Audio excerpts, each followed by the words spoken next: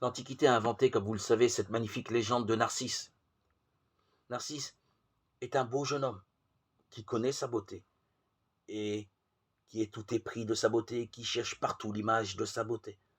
Il se regarde dans tous les miroirs, dans toutes les fontaines, dans tous les étangs. Il n'aime que sa beauté, il est séduit par sa beauté. Et un jour, il se regarde dans un étang. Comme l'étang lui renvoie la plus belle image de lui-même qu'il ait jamais contemplée, pour la joindre, il se jette dans l'étang, afin de mieux embrasser son image. Et il meurt, noyé. Et sur son cadavre poussent des narcisses.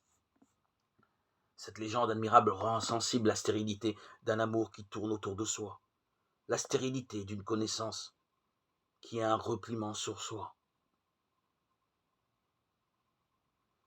Sans doute, un être conscient, un être intelligent se connaît lui-même en même temps qu'il connaît toute chose.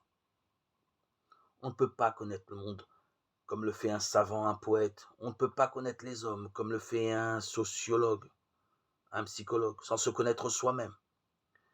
Mais cette connaissance de soi, quand elle est vraie, c'est une connaissance de soi dans l'autre. Le savant, dans la mesure justement où il regarde la vérité, où il se perd dans la contemplation de la vérité, il sent bien qu'il est là, qu'il est présent, qu'il existe, et il se sent exister dans ce mouvement vers un autre. Et c'est là la seule connaissance de soi qui soit vraie, qui soit valable. Cette connaissance où on se connaît dans un autre,